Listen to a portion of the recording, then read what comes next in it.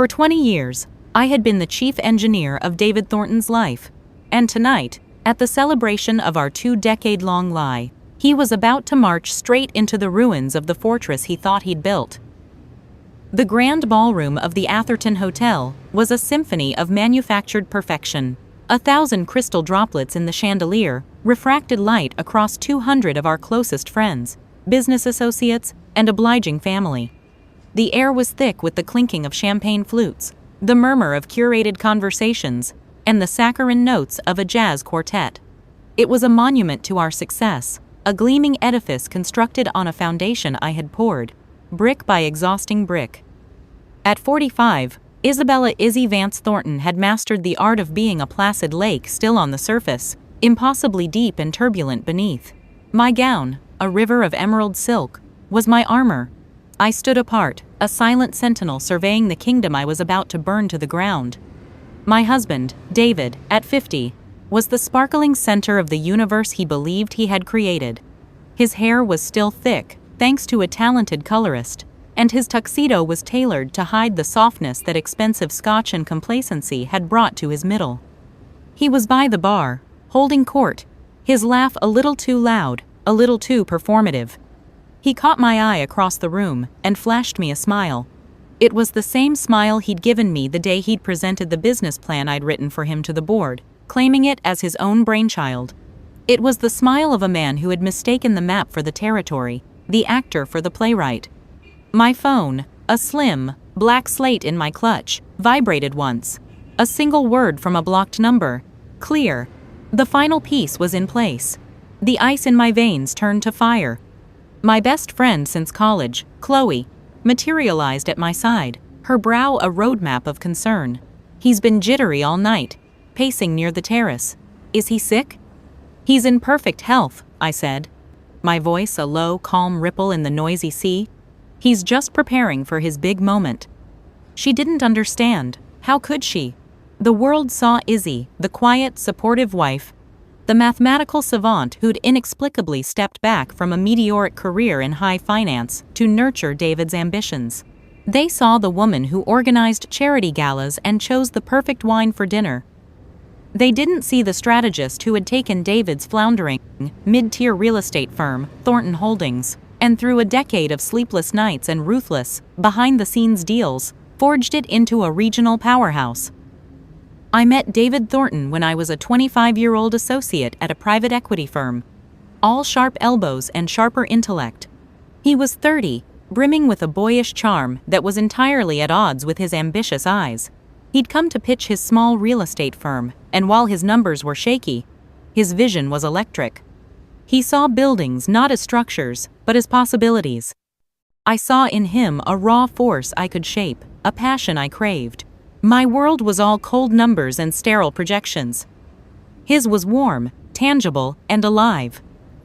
Our first date was not at a fancy restaurant, but at a construction site.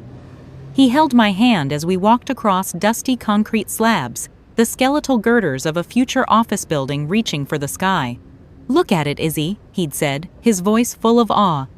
"It's nothing right now, but it's everything. It's a dream made of steel." He pointed to a corner. "That's where the lobby will be. I want it to feel like coming home." I fell in love with him there, amidst the rebar and the promise.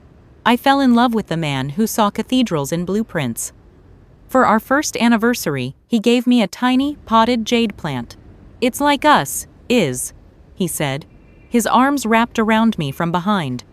"It grows slowly, but it's resilient. It lasts forever." We were in our tiny apartment, eating takeout on the floor, and it was the most profound gift I had ever received. I was the architect of our rise, while David was the charismatic face, charming investors and clients. I was in our home office, the glow of dual monitors, my constant companion. I structured the deals, found the loopholes, and managed the portfolios.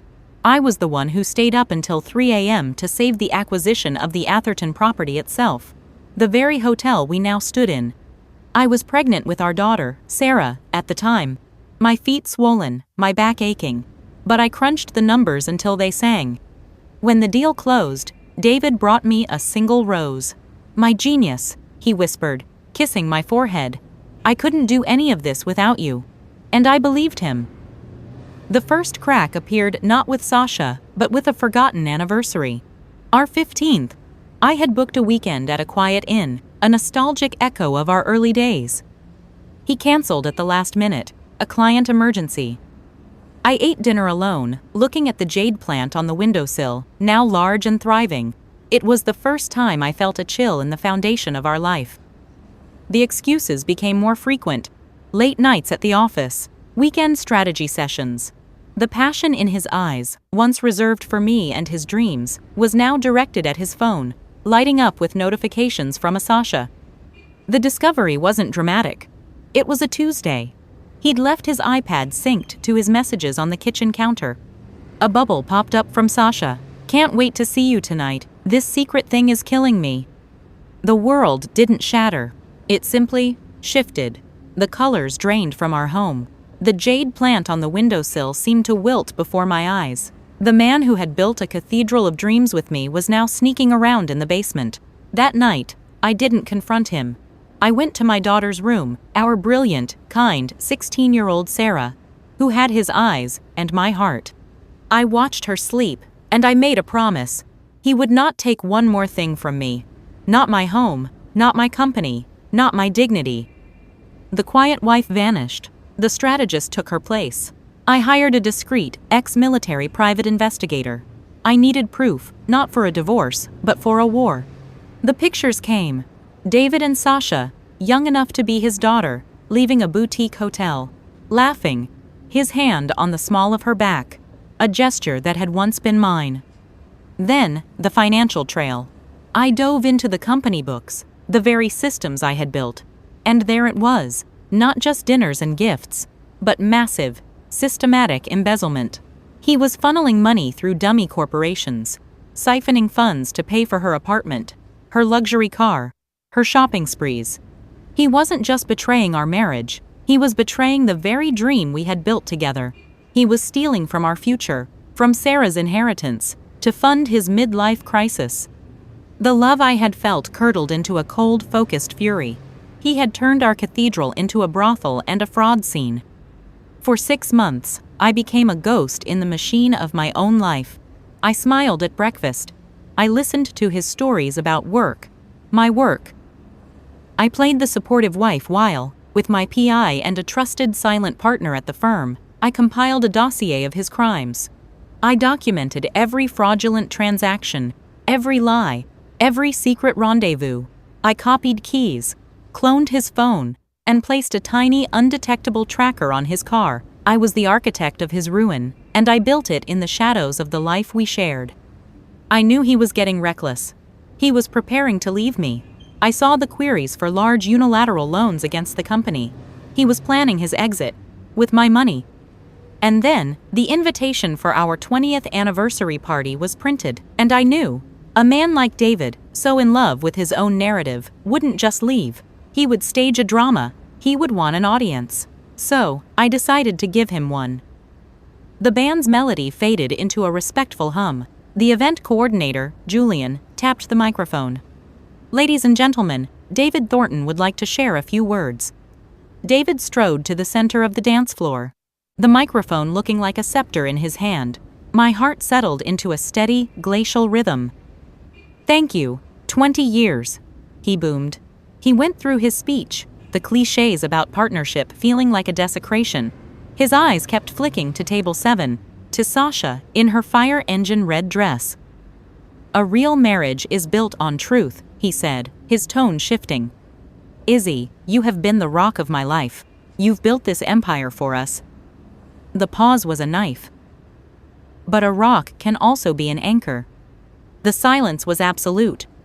"I can't do this anymore. I can't live this lie, so, here's to my wife." He raised his glass to me. Then, he turned.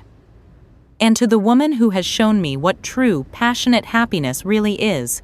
He beckoned. Sasha stood and walked to his side, slipping her hand possessively into his. The gasp that tore through the ballroom was a living entity. Chloe made a sound like she'd been punched. My partner, Marcus, shot to his feet, his face a thunderhead. Every single eye swiveled to me. They were braced for the hysterical woman. I gave them a statue. I let the silence stretch, an exquisite torture. Then, with a slowness that was itself a weapon, I picked up my champagne flute. I walked toward them, each step a deliberate click on the marble. I stopped a few feet away. I clinked my glass once, a sharp, clear sound that echoed like a bell in a tomb. "A beautiful speech, David," I said, my project manager voice calm. "It takes a singular lack of shame to be this publicly honest in front of everyone who ever believed in you." Confusion warred with the smugness on his face. "I have a gift for you," I continued, pulling my phone from my clutch. I unlocked it, the screen glowing in the dim light. "A token of my appreciation for 20 years of partnership and for your stunning honesty tonight." I held it out. He stared, dumbfounded. "Take it, David," Sasha urged, mistaking the gesture for something trivial. He took the phone, his fingers cold and clammy against the case. His eyes dropped to the screen. He saw the document header. Thornton Holdings, Internal Audit Report. Page 1 of 187. The color drained from his face with terrifying speed, leaving a gray, waxy pallor. What is this, Izzy?" he whispered. "It's the cover sheet," I replied. "The full report, along with all digital evidence, has been emailed to our legal team, the SEC, the IRS, and the DA's office." The timestamp was 5:01 p.m., right before we arrived. "No." The word was a guttural moan. He stumbled back, the phone fluttering from his grasp. Sasha snatched it, her face collapsing from triumph to terror. "I'm afraid the joint accounts are frozen, David," I said, my voice now carrying the sharp, final ring of a judge's gavel. "The line of credit you took out to buy Sasha a starter home, recalled? The shell companies in the Caymans you've been using to embezzle funds? The IRS has their details." The room erupted. It was a corporate bloodbath. The house, the cars, the boat, I listed, all leveraged against company assets. "You own 51% of the shares, David, but you signed a personal guarantee on every loan. A prenup protects assets from a divorce. It doesn't protect you from federal charges of wire fraud, tax evasion, and embezzlement. You don't get a settlement. You get an orange jumpsuit." He let out a raw, animalistic scream, a sound of pure, undiluted agony. His legs gave way, and he crumpled to his knees on the polished dance floor, his hands clawing at his hair. Sasha handed the phone back to me and backed away, her eyes wide with the realization that her meal ticket was about to be extradited. I looked down at the broken man at my feet, the man who had once shown me dreams in a concrete shell. I felt the ghost of that young woman's love, and then I let it go. I turned to the stunned, silent crowd. "My crowd now. Ladies and gentlemen," I announced, my voice ringing with a new, undisputed authority that cut through the murmur of the crowded ballroom like a blade through silk.